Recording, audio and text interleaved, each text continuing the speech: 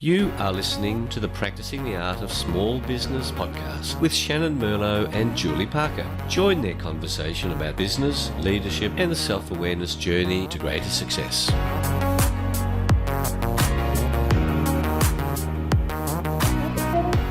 Hi, Shannyn. Hello, Julie. How are you? I'm really super well. Even though our morning got off to a shaky start being... Julie, did I make the earth move for you this morning? It must have been you, because we were online together with your group coaching program, which I'm so thrilled to be a part of. But I didn't realise it was going to move me in such a profound way. Congratulations. You're welcome. I actually thought that maybe I had the washing machine going, and you know how it's uneven and it starts to shake the apartment. For those who haven't caught up, and because this will come out sometime in the future, we had an earthquake this morning, which was quite shocking because Melbourne doesn't do earthquakes. Australia doesn't really do earthquakes very well, but this one was a pretty significant one. Yeah, like I did like a little girl, and I ran out of the house. You ran out of the house. I ran into the bathroom and laid on the floor. It's just hysterical. And when I ran out of the house, of course, I've come back into our Zoom call, and no one's there. Everyone's run off into their and we had one person. Sam was there, I think, just twiddling her thumbs, going, "Come on, people, it's okay." I think other than I was doing a lot of swearing, going, "What's going on?" I think that if that hadn't have had that dramatic kind of prelude, we would have all run out, and she would have been sitting there going, "You bunch of weirdos." What the hell happened? Oh, it was quite bizarre. We're babysitting a dog at the moment, my stepdaughter's dog, and the dog just started running around the office. Do you know what I realised? I never checked on the old lady, and when I say the old lady, I don't think I've shared the cat, you know, my 21-year-old old small cat. I didn't check on her. Is she okay? She seems fine. She probably stayed asleep the whole time. She's in it. She probably just stretched. It's like, was that the washing machine? That's a really dramatic start to the day. It has been. And I think we all kind of thought, with the intense demonstrations and protesting that's going on, and all the lockdowns, you know, in the middle of lockdown 6, that is the endless lockdown in Victoria, I think all of us thought, what else is happening? What do we have to contend with? Anything? I am looking forward to the plague of locusts. That's going to be fun. Yeah. We'll swap that way easily. Get out of here. Get the work you got. Well, talking about plagues, though, Julie, I'm trying to form a segue into the topic for today. What plagues you sometimes, Shannyn? What plagues me sometimes? What plagues all of us? Well, I think what plagues a lot of us is a bit of fear. I know, crazy, right? The fear of success and or the fear of failure. And this is something that you flagged it must have been a month or two ago as a topic that we wanted to cover. And so the day has landed. And in our pre-work, you showed me a beautiful presentation that you had done. So Julie is going to lead the charge for us today on fear of success and fear of failure. And I'm really excited because, I'm excited. I'm not afraid. You sound excited. I love how you're tempering your excitement. Just for me, that's fantastic.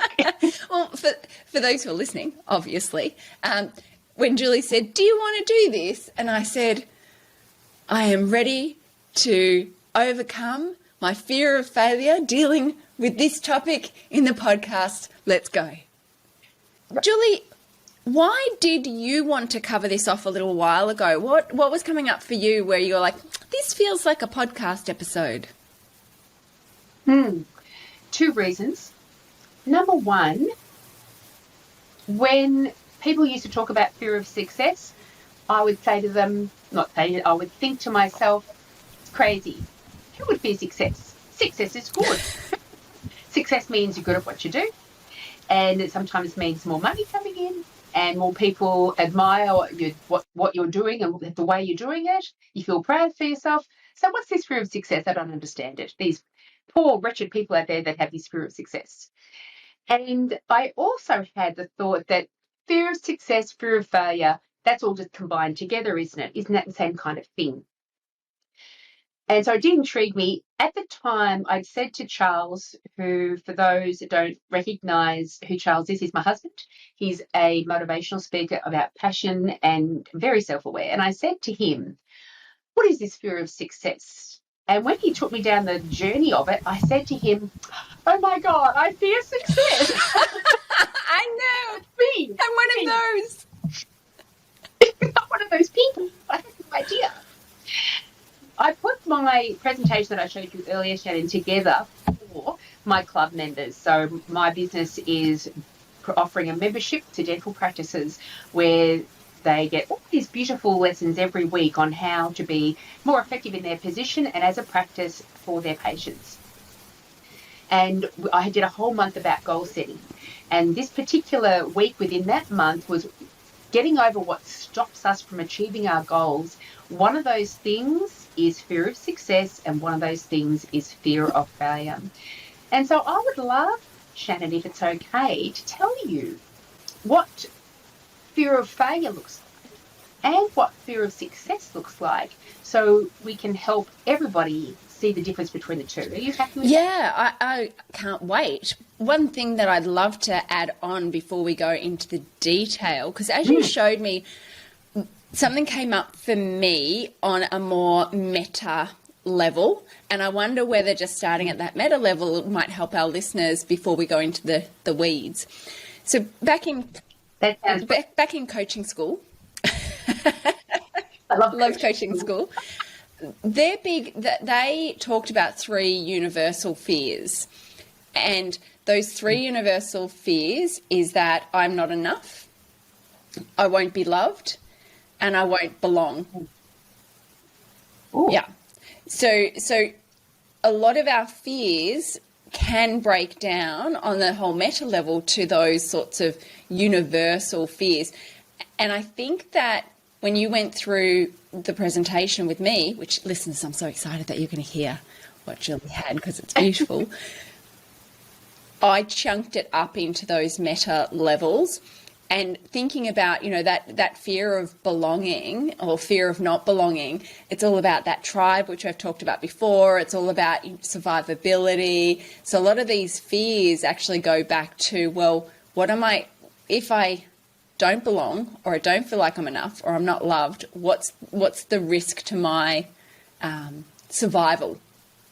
Not to put too fine a point on it, but I think that, for me, it's helpful to chunk up to that level to start off with and then kind of come down to here's some more tangible things. So I can't wait to get into the more tangible bits around success and failure and the difference between the two, which was really valuable for me.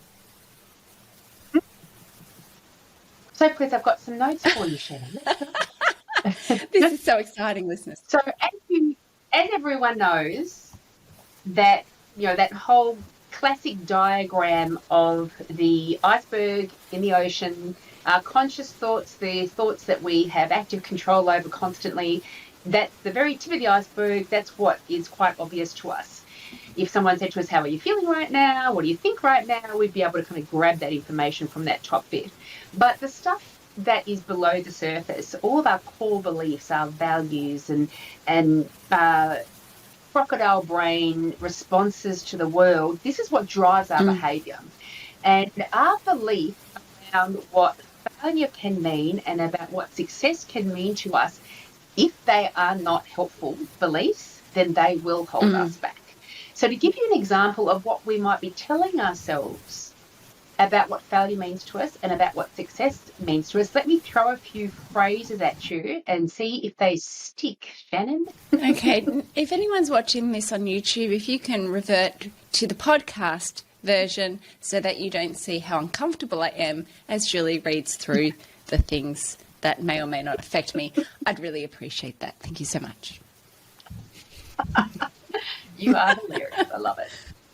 So let's go through these phrases that may resonate. If they do resonate, maybe we've got a bit of a fear of failure going on. And I think a lot of us tick many of these boxes. So a core belief that we may be moving through life with is that failure means I'm a failure. Another one, I regret the times that I have failed.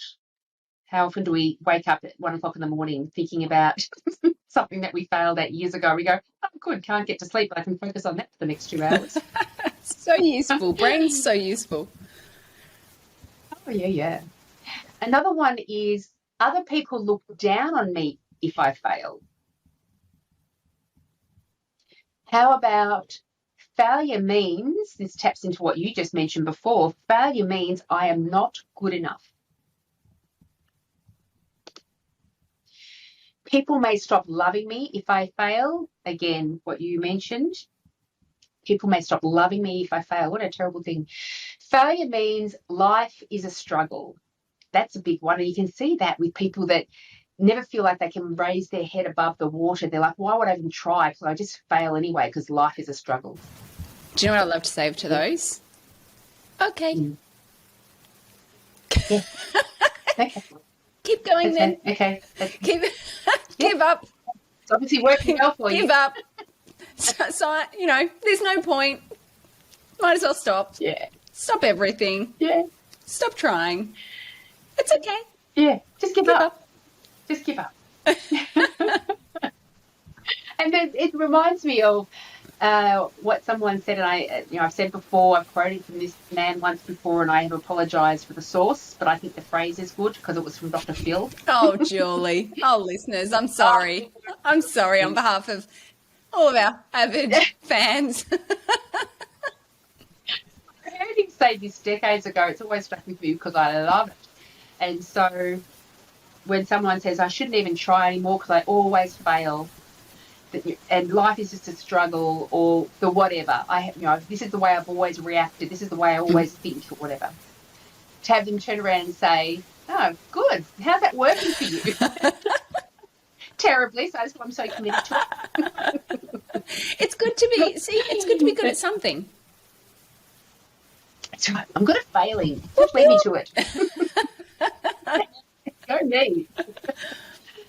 Another phrase is, or another belief could be, I must avoid failure. So sometimes we could be forgiven to be getting into that groove of I'm moving through my life, not ever wanting to fail again in the future.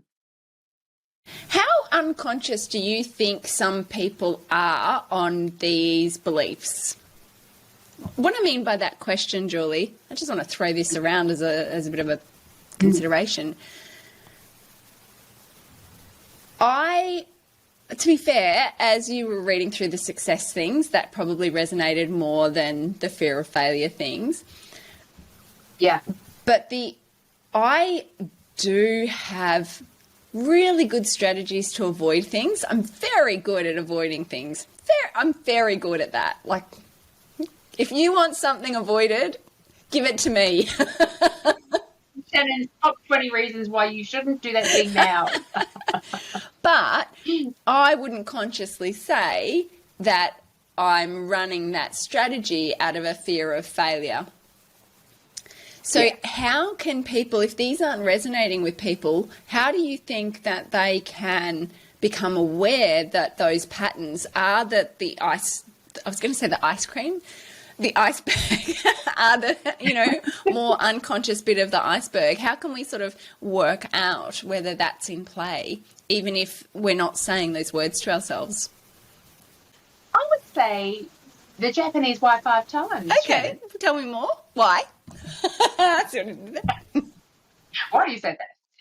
So the Japanese have a process of determining exactly what the root problem is in a production line situation or some sort of business space. But I love doing it with trying to tap into what's actually driving our behaviour. And the Japanese why 5 times, it's just you ask why 5 times to get to the root cause. For example, I could say, Shannyn, why are you coming up with excuses not to do the thing? Because it's better than doing the thing.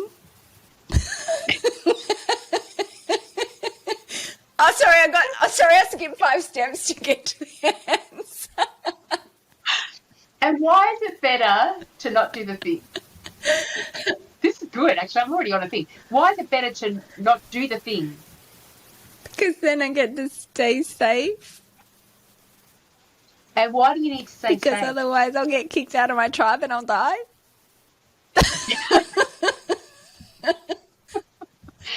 And so when we, on the surface, for example, to give you another example,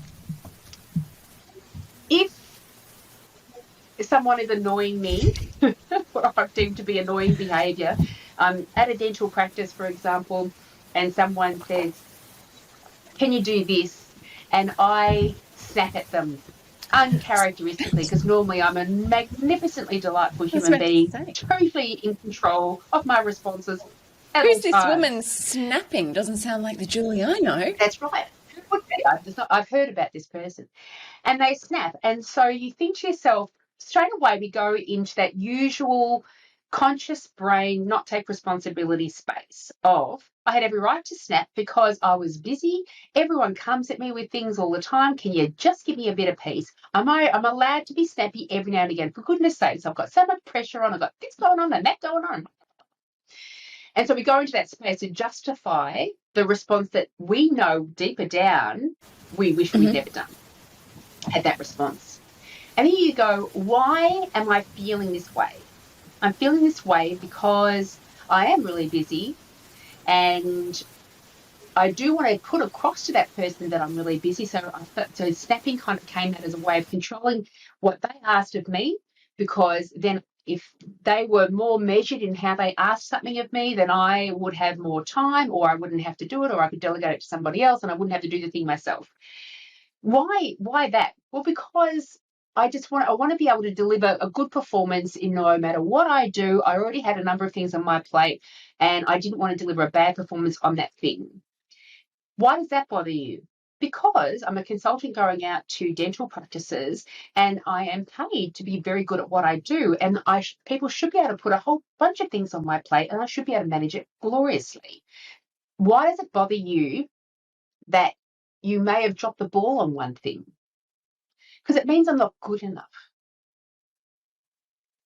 And so when you ask yourself why 5 times, it breaks you through that space that we sometimes experience where we try to justify our initial reactions, our initial actions, our habits of life, our behaviours, because we're trying to not take complete responsibility in that moment.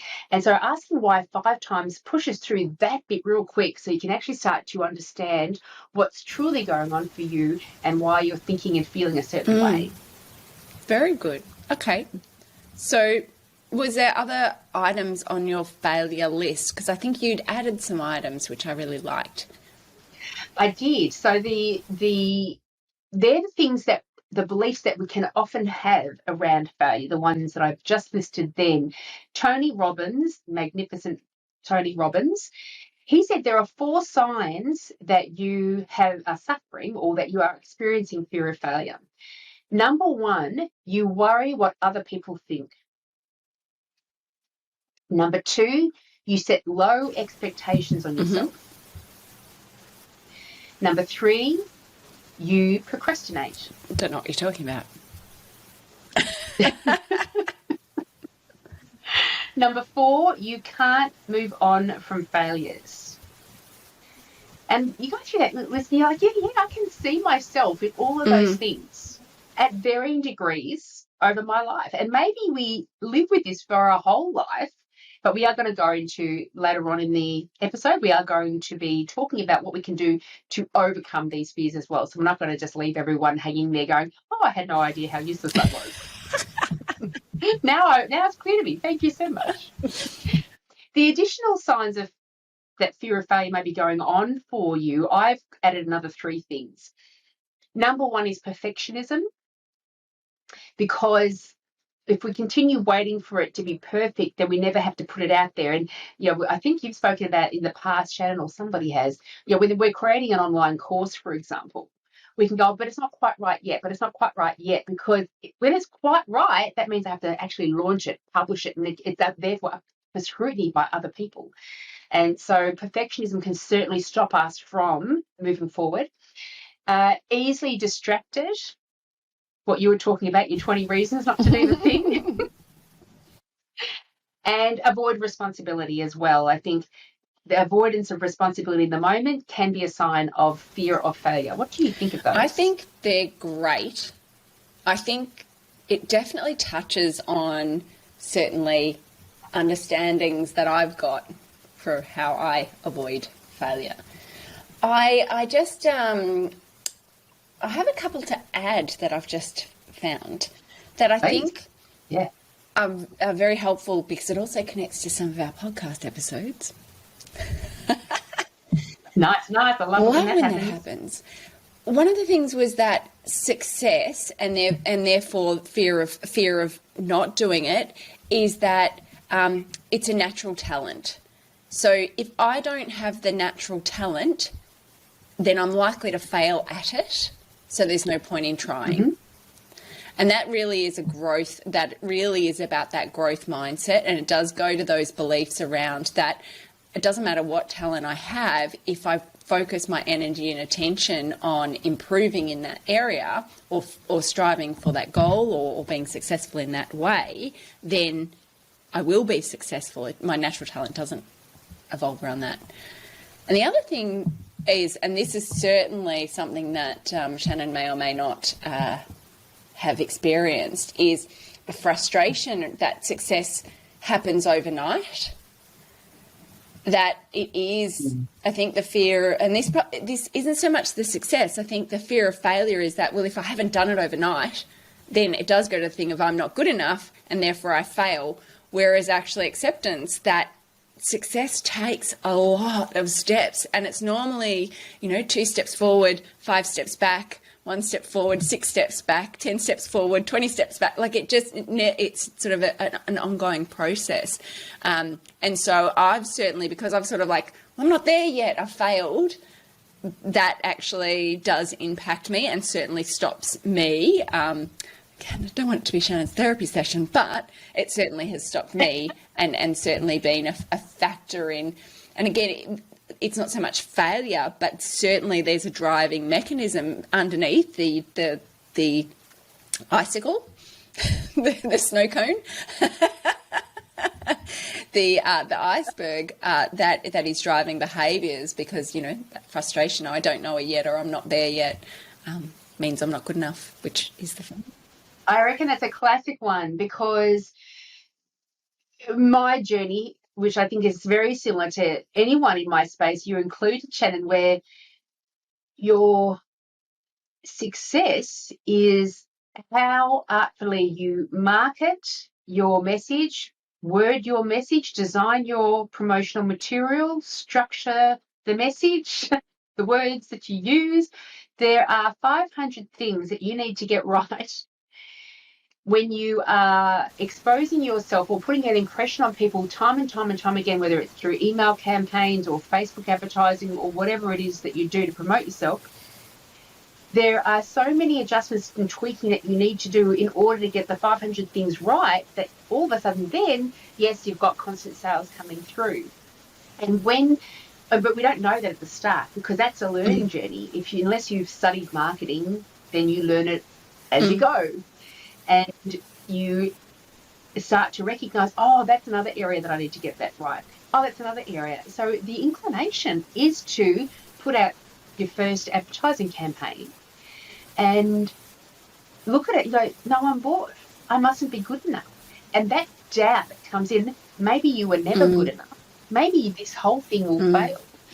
All of a sudden, you can imagine how that then impacts the energy that you take with you, as opposed to, of course it didn't work. I'm sure there's plenty of things to learn. I'll find out all that crucial information sooner so it doesn't take me 10 years to learn all of that stuff. But of course it was never going to work the first time round because it is about that, then what that core belief is. The core belief is that when I try once, it must be successful. But when we challenge that, we go, what makes you think that? Is that realistic? You go, quite possibly. Yeah. Yep. Yes. That's Yes, you are correct. So Tell me, Julie, a little bit more about the fear of success, because I think this is one of those fears that people don't believe exists, like you shared with us. Success is just a pretty picture. Why wouldn't you want it? Are you stupid? We all want it, Julie. But a few of these phrases that came up in my brain when Charles was taking me through the process of helping me discover what fear of success actually is. So this is a collection of phrases or beliefs that we may have around success. Number one, will I lose my friends if I were to be successful? Of course, I was never afraid of losing my friends. You know, I've got the best friends in the world. I'm a very good person. But that goes into that sort of tribal fear. Like, if I lose my friends, then who am I? And therefore, you know, what does that mean? And I don't think I've identified it, but I think you've just identified it. Who am I? Ooh. You know, what my identity is made up of what I believe about myself right now. What I believe about myself right now is what I've achieved to date. And so if you propose to me what the successful version of me or more successful version of me looks like, that is foreign to me. And so my identity, I don't know who I am anymore. This is really a really good time to bring in the framework to change anything in your life, to say my new identity is this person who is not afraid of success. And if people are curious about what we're talking about, that is episode number 21.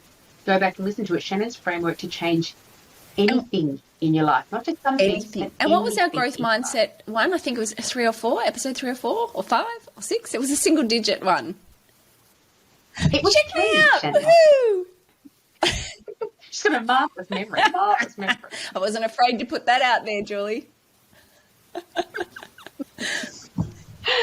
Another belief that we may have around success that's a fearful belief is there will be a higher level of expectation on me if I were to be successful. And that's actually true. It's just what meaning you attach to that, whether you become excited by it or feel put upon by it as a burden. Yeah, and I think that's that kind of comfort zone thing a little bit, like for me, because it's sort of like, well, if I feel uncomfortable now doing this thing, then I'm going to be a hell of a lot more uncomfortable doing that sort of successful thing. What happens after that? Because there's only so much of the comfort zone that we can push against before we start to shrink back a little bit. So I think sometimes it's that uncomfortability of the comfort zone, which does go back to beliefs, go back to knowing that you're always, as long as you're always pushing the comfort zone pushes out. The comfortability actually expands. But certainly for me, that high level of expectation, or what does the future hold? Because if it's really uncomfortable today, I don't know if I want that level of uncomfortability. Yeah, or discomfort. Look, I like to make up words, Julie. Isn't uncomfortability a word? I may have just made up a word. I'm going to add it to the Urban Dictionary. I wanted to jump in with a little, I don't think I've mentioned this in this podcast before. It's a story. It's become one of my stories because I think it's so magnificent. Tell me a story. Let me lie back and... That's right, get a cup of tea. It is around that concept of I overestimated what I could get done in 1 year and underestimated what I could get done in 10 years. Didn't quite gel with me because I thought, gosh, so many people, myself included, think, okay, 10-year goal, it's outlandish. I'm making a school with dollars, I'm living in a palace, and I have a tiara, and everybody loves me. And I hear many, many people make huge goals for 10 years down the track. So I'm thinking, how is that? How can we be underestimating what we could get done in 10 years? And through my research around this, I came across a fantastic article that was written by somebody who mentioned a game called Osmos. It's an online game called Osmos. And in this game, you are an organism and you're moving around the liquid medium and you're coming across other organisms. Some organisms are smaller than you And so you can bump into those ones because they're smaller than you. You bump into them, you overcome them in essence, and they become part of you, and you grow that little bit bigger because you've taken on that smaller organism. But if you were to bump into an organism that was larger than you, it would gobble you up, and that would be the end of your game. And if you liken that to the challenges that we face as human beings, we look at challenges, we assess them. Am I up for the task or am I not? I'll take on those smaller ones. That's no big deal. I'll take on the smaller organisms. That big one, oh no, I'm going to steer clear of that one. But as we're overcoming the smaller challenges and we're getting bigger and bigger and bigger, we are taking on organisms that are that little bit bigger, because we are bigger than them now. And when we come across that huge, big, challenging organism, at some point, that organism is going to be smaller than us. We would have grown to a degree that we can now bump into that large challenge, that large organism, and take it on. And our game is not over. We are bigger because of it. And this is why we underestimate what we could achieve in 10 years' time, because we have no idea the level of growth and development that we will have achieved. So the goals that we're setting ourselves in 10 years' time are beyond what we could possibly find that we are capable of right now in today. And so when we're looking at this fear of success, there will be a higher level of expectation on me and I might not be up for the task. That belief around the osmos game is a very useful one to help shift that belief. Say, of course I'll be up for the task, because I would have grown by that point. Assuming that you're continually pushing out that comfort zone and actually embracing the challenge around the comfort zone and embracing the uncomfortability or discomfort, whichever word is right, of those the pushing against the comfort zone. So, yeah. Absolutely. What other beliefs or what other things could I be telling myself on the success side of things, Julie, that's leading me down the wrong garden path? Wrong garden path. Maybe I will have greater responsibility on my shoulders, and so I'm trying to avoid that. More people will depend on me. Commitment issues. What if I am not? Commitment issues. Commitment issues, that's right. What if I'm not up to the task?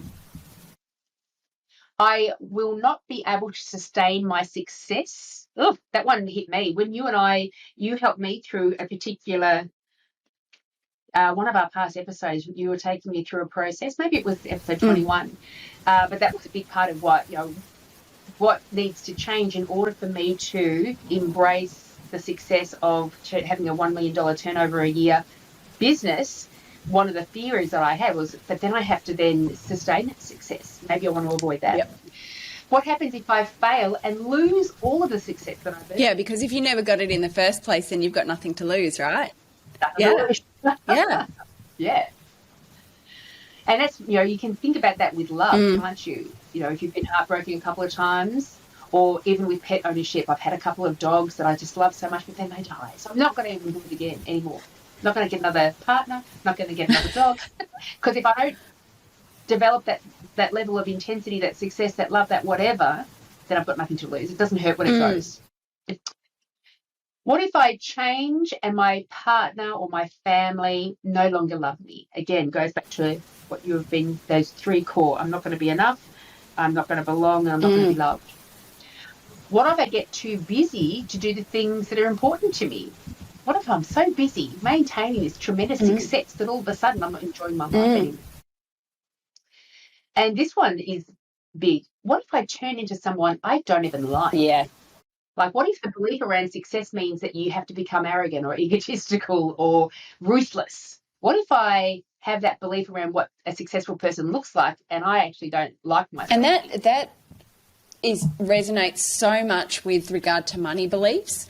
I think that a lot of people are afraid of actually being financially successful because there is this unconscious belief that in order to get there, I've got to be a beep hole, and I don't want to be that person. And so if I'm successful, I will have had to have turned into a person who I don't respect in order to get there, and therefore I'm not going to put in the effort because I don't want to be that person, which sounds a little bit like who would believe that? But it's so true, because we look at something that we don't like and we're like, I don't want to be that way. And instead of going, I'm not going to be that way, and I'm going to use positive references of successful people and how they act and interact, I'm going to use that as my excuse as to why I won't work toward my success, which goes into all of these unconscious kind of drivers that we're not even aware of.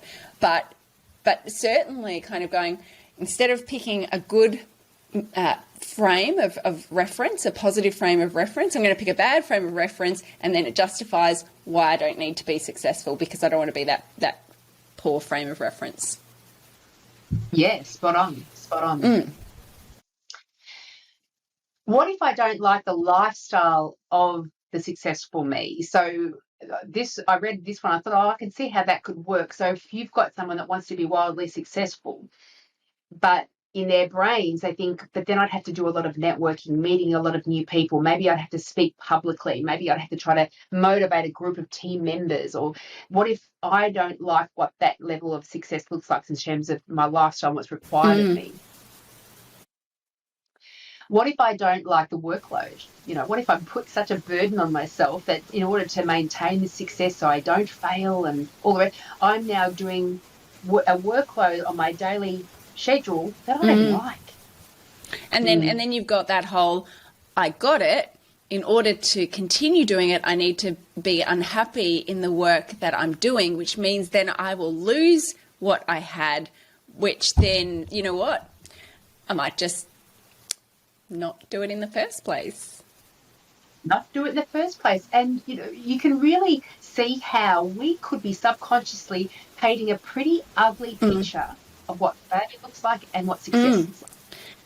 So we just stay in the middle there, not really pushing ourselves, not really doing anything outside, because, better the devil I know how to be happy here. Yeah. I don't know how to be happy there. And that's so true. So where are you at with your list, and how do we fix it if we're... So let me just throw a couple more out there. I actually don't want my life to change, and that's what we kind of in essence was just saying. I don't want my life to change. I want to be successful, get a bunch of money and get a bunch of prestige or whatever, but I don't want to change. And that core belief that a lot of us have, that imposter syndrome in the back of the brain. Who do you think you are? Who do you think you are, that you are better than anybody else, that you deserve that kind of success, that you have enough skills, enough experience, enough insight and wisdom to be able to be successful? With that one, this is very much an Australian cultural thing, that tall poppy syndrome. So much as our own unconscious biases are there telling us we're not good enough, Australia does have a bit of a tall poppy syndrome, and it's quite out there, because people do have that, well, hang on, who are you to kind of smancy around in your fancy whatever, and and that's that kind of, I'm afraid I'll lose my friends. But there is this kind of keep the good man down mentality in Australia, and I think that it's good to be aware of that is going to be in play, and to be prepared for that, and to be able to be comfortable just rising above it, that it doesn't mean that you're not good enough. It doesn't mean that you're going to turn into this person. That is a cultural challenge that goes on that you just need to be aware of and manage your own beliefs around what that actually means.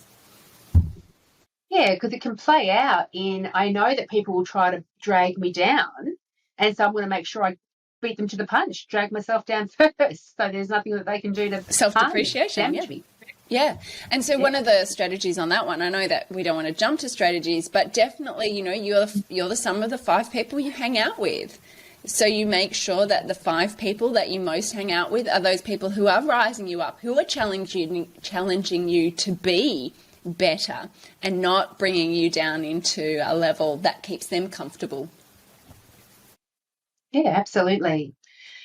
So the symptoms that you may be living with a fear of success is procrastination, like fear of failure, procrastination. Then if I don't, I'll put off getting the thing done, because then if I don't get the thing done, one, I won't fail, but I also won't have to face the success of it either. That ugly picture of success. Also, if you downplay your successes, even your small ones, that tall poppy thing, like I'm going to drag myself down, bring myself down before anybody else gets a chance to do it. Imposter syndrome, we've already mentioned that one as well. Who do you think you are that you actually don't feel like you belong in that world? Self-sabotage, you also just mentioned that one as well, that we will sabotage our own best efforts in order to avoid this ugly scene of success. Again, you're just hitting the nail on the head here, Shannyn. I didn't realise that I was that I'd taken over your presentation. I'm sorry, Julie. Not taken over. We're so synced in. This is another one of our synced in moments. Because the next one is surrounding yourself with people who do not challenge you. So we're the sum of the 5 people around us. So we don't want to become terribly successful. And so I will have a group of people around me who don't particularly challenge me, because then it's okay that I'm not successful. And another symptom is that we just quit. It all gets too much and overwhelming, so I'm just going to dump it. I'm just going to quit. I'm not even procrastinate, I'm quitting. That's it. So, where does wine consumption... That's right. That's one of the coping mechanisms. Okay, right. As a good strategy?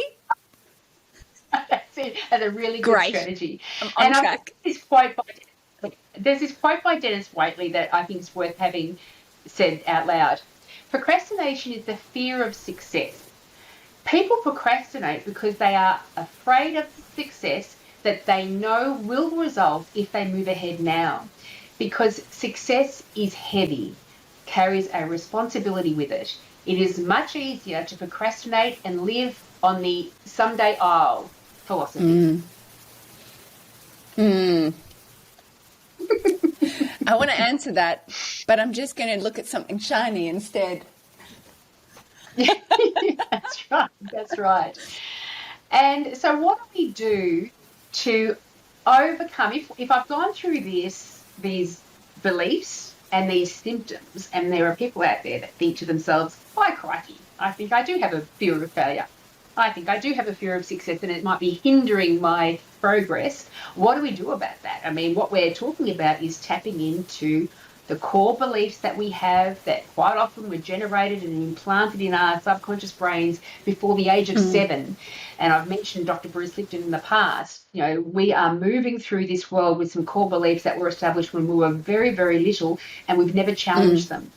So we need to challenge them and establish a different belief in order for these fears not to rise up and hinder our progress. And I think before we kind of look at what the beliefs are, having an awareness, so if anything that has been said today is actually a little bit like, oh, actually, that feels like this could be me, awareness is the first part. Because as I mentioned, I'm not necessarily walking around going, I must avoid failure, I must avoid failure, I must avoid failure. But there's behaviours that I'm doing that are on some level saying I must avoid failure. So if procrastination is there, if there's avoidance strategies that are there, if I am playing small, if I'm hanging out with the people who are keeping me grounded, not in a healthy way, if I am not wanting to set targets or goals because actually it makes me feel uncomfortable because I never achieve it anyway. Again, it's not a conscious awareness that you're afraid of failure, but that's a symptom of it. So I think challenge yourself to become aware that perhaps it's in play, and then let's look at, okay, so what are these unconscious drivers? So how do I find out, once I've become aware, how do I find out what my beliefs are around that awareness? And I think it's just asking why until you get there. Okay. I agree with you. I think sometimes acknowledgement is all it takes sometimes. And so if you go, gosh, I've asked myself why, and I've discovered that I must never fail. Failure is unacceptable. I am terribly uncomfortable with failure. There's everything bad about it, nothing good about it. And when we are in our adult conscious brain, recognising that's my belief, quite often we can go, oh, it's ridiculous. Of course I'm going to fail. That's how I grow. So I can just say to myself now, that's no longer helpful or relevant or needed. Now I know my conscious belief is I must fail in order to grow and develop and progress and become successful. And so I'm quite happy that I've kind of acknowledged it enough that I've replaced it with the more helpful belief. Other times, such as who do you think you are, imposter syndrome, possibly of I don't think I'm going to like my life. What if I don't like my life once I'm successful? I think these ones need the process of retraining your brain in that particular belief. So once you've identified that core unhelpful belief, it's about making sure you replace it with the more helpful belief. An example would be people may stop loving me when I'm successful, or for me, when I went through this with Charles, what if I become so successful that the thing that made us connect and have a happy marriage, what if that's not there anymore? It changes and we don't have a happy marriage. And Charles says, what if it made it better? What if you became more successful and we could then, this is before COVID, we had this discussion, we could travel all over the world and have these beautiful experiences and seeing different cultures and evolving together as a couple. What if that happened instead? That's just as likely as the other. And so you identify what the more helpful belief would be, and then you do what you need to do in order to shift that belief. Some beliefs will be very easy to shift, just your acknowledgement. Some will need quite a bit of work. But as you know, one of the ways that Dr. Bruce Lipton says that we can shift our beliefs is through hypnosis. I go to a hypnotherapist and get them to help shift that belief. And I've recently interviewed for my dental podcast a hypnotherapist who gets incredible results. 97% of people quitting smoking or changing their drinking habits or eating habits that have been in place for decades and just shifting after 2 or 3 sessions. Extraordinary. So certainly hypnosis can work. If you need help quicker than that, or you don't have the money for a hypnosis series of hypnosis visits or can't find a good one, then what I have found enormously helpful are my Empower walks. So you've heard of a power walk. My Empower walk is where I identify the helpful beliefs, such as I'm super confident, and you find a phrase that really resonates with you, and you repeat it over and over and over again under your breath as you're doing a half-hour, 1 hour walk. You keep repeating it verbatim, ad nauseum. And what you'll find is that it will start becoming the background noise in your head, and you'll start thinking consciously about all the other things that are going on in your life. But you'll still be aware of this helpful belief being repeated over and over again, because you kind of set the tape. You've thrown the old tape out, you put the new tape in. Through that repetition. What I love about that is I've shared that I love a rumination. I love to worry. I love spending copious amounts of emotional and mental energy on things that are 100% irrelevant. It's good. It's good. It's helpful. I reprogrammed when I was ruminating on about a certain thing to a mantra. And every time I thought of the thing that I was ruminating about, I switched it to this mantra. And I've actually found different scenario now where I've started ruminating about this problem that I have. And I'm not solving it, because I'm just churning it around in my head instead of sort of focusing on how do I actually solve this problem, journaling around it, like active, proper, good, productive thinking. So I've started to use that mantra again, and it makes such a difference, because once you've programmed and you're taking on that mantra, there's a secondary gain from it, because it's like, oh yeah, that's what I believe. So that I'm no longer ruminating, but now I've got this fantastic mantra. So thank you for that. I love it. My pleasure. And if people want to try this, don't think you then have to have daily walks trying to manage 10 different beliefs. You do it one at a time. And once you've gone through 2 or 3 days repeating the same thing over and again, then it becomes very quick to jump back into that new, more helpful belief, because you just say it to yourself in your mind a couple of times. You're like, oh, that's right, that's my new belief. And you jump back into it really quick. I've been amazed by that. So it's not a laborious process, but if you do challenge yourself on each of your unhelpful beliefs about anything, and a lot of mine have been, I'm super confident, I'm super productive, I am a magnificent presenter, I'm a magnificent performer. Whatever it is that you feel like you need to shift the belief around, do it. You'll be amazed at how, and I've had a few people now come back to me. I've got a coaching client, and she said to me, when you told me to do that, I thought, you're such an idiot. I was hoping that my face wasn't telling you that, but I was thinking, oh, whatever. And she said, but I thought I'm going to give it a go, and I gave it a go, and it works. And she did that. I'm super productive. She said the amount I got stuff I got done that day was ridiculous compared to before, because you get rid of all the resistance around getting big stuff done, because that's what you do. You just get stuff done. So I think it's a really helpful process to go through. And if anybody wants to be taken through the process that I go through on the Julie Parker Practice Success podcast, I'll put a link in the show notes to it's a self-confidence episode that I did. And it also has a 6-minute Bruce Lipton recording that is set to music in the background, and it's a great way of kind of putting yourself in a great mindset to start your own mantra. And within that 6-minute recording, he says it's more than just an affirmation that you put on your fridge. And he talks about that's more like a suggestion.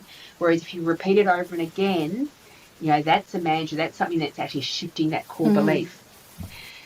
The other thing I've got written down here, which goes back to what you were talking about, what if I don't like the successful version of me? What if I don't want to be successful because I don't want to have those characteristics?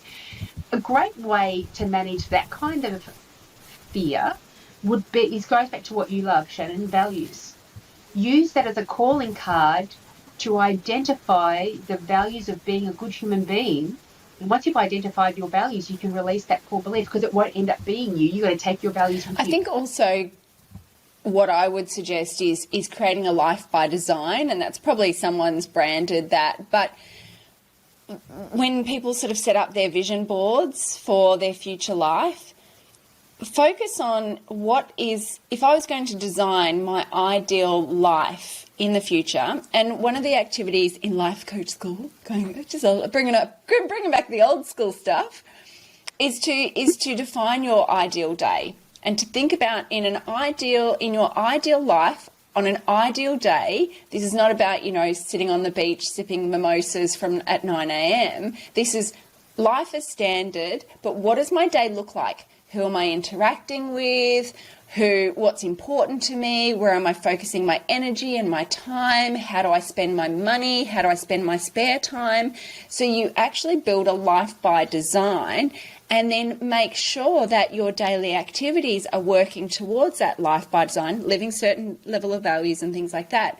Now, in your life by design, if your fear of success is that when you've got this success, you're going to be a beephole, in your life by design, think about how you will act, how you will behave, what values you have, how you'll treat people in this successful version of you, and continue to reinforce this life by design. Because if you can conceive it, you can achieve it.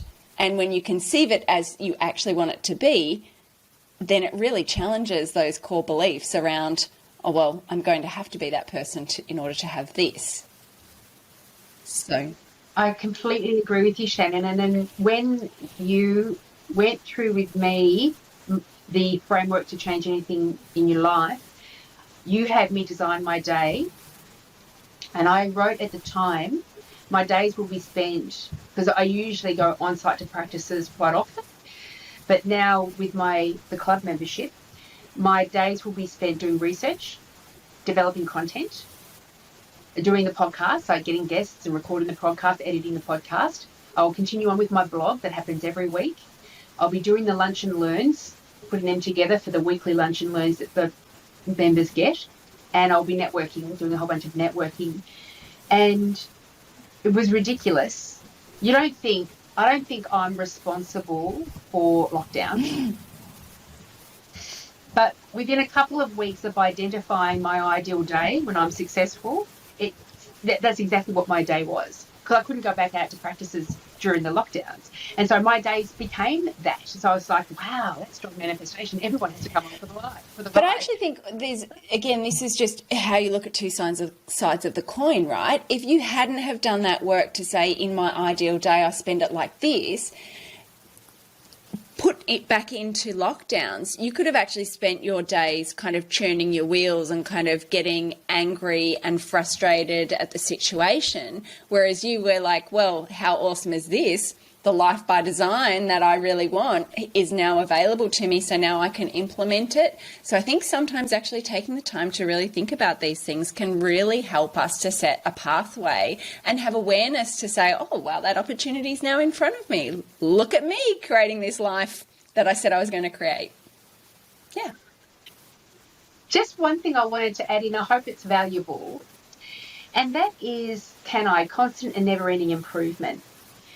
So my embracing of the constant and never-ending improvement as a core value that drives me through my life has forced me to embrace other concepts and the beliefs that I may have, and unhelpful beliefs that I may have attached to that. So Kaizen is the Japanese version of it. Tony Robbins talks a lot about it. Constant and never-ending improvement. If I am truly committed to that, then what I also need to completely embrace are what's required for me to constantly and never-ending improve. To be on a constant, never-ending improvement journey. And that is, improvement indicates that there are areas to improve. If I'm not already improving upon them, then clearly I am blind to them. And so I need to be able to seek feedback from other people around me to help me identify areas that I can improve. And so in order for me to be on my journey, I must embrace feedback. Therefore, I must embrace everything that goes along with that feedback. I must shift the meaning of feedback from criticism to feedback. Helpful, helps me improve. The other thing is, it makes purely logical sense that we must make mistakes in order to improve. In fact, that is the only way we improve, is by making mistakes. And so it forces me to embrace mistakes as well as great things, part of my journey of improvement, not something that stops me from progressing. I want to note on the mistakes side of things. I had a client that was one of their values was really about innovation and really about kind of improvement and change and things like that.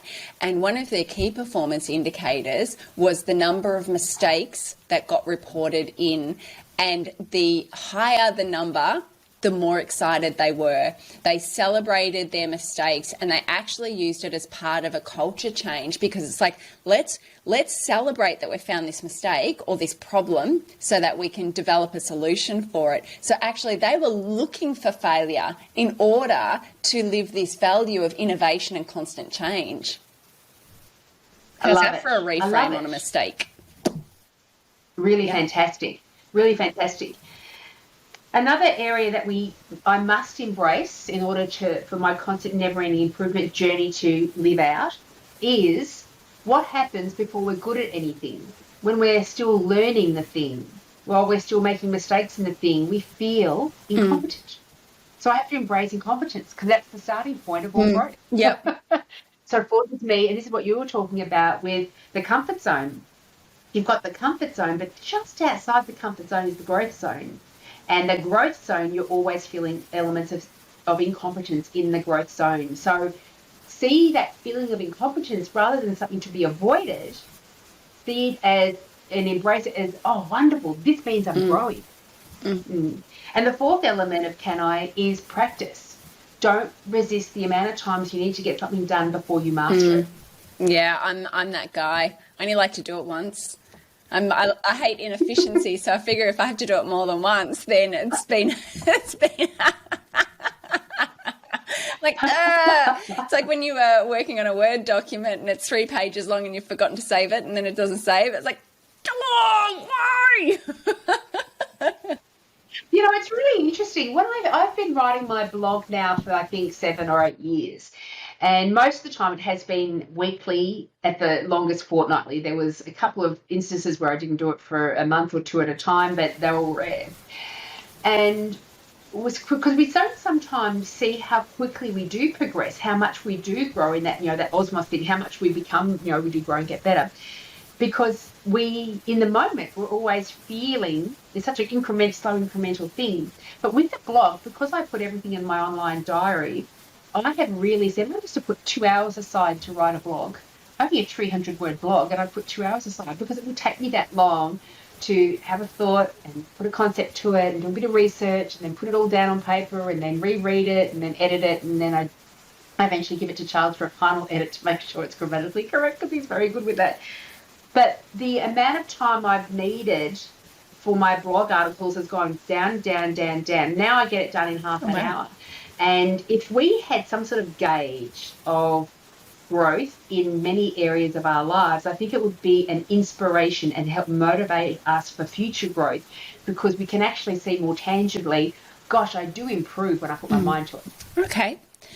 So, Julie, I think we are probably well and truly at time. And I don't mean that with any disrespect. This is not a failure. This is not a failure at all. So let me quickly do the wrap. Yeah, thank you. And we will sign off. So beautiful. We have quite often fears of failure and fear of success. And fear of failure often looks at regretting times that I've failed, or people will look down on me, or that I'm not going to be good enough. Fear of success is often fear of what the future will look like, and what responsibilities I'm going to have as a result of being successful. And ways to shift that is to start off with an awareness around that this is actually in play, and there are behaviours that you're running that are helping you to avoid either failure or success.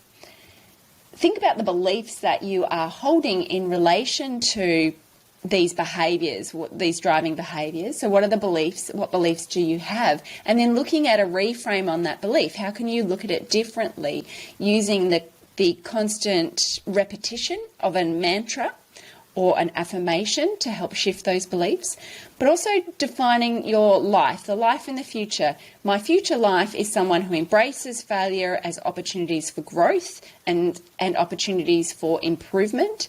And this person in the future actually uses success to drive great relationships, to drive improvement, and focus also on that constant and never-ending improvement. Where were you now? Where will you be in the future?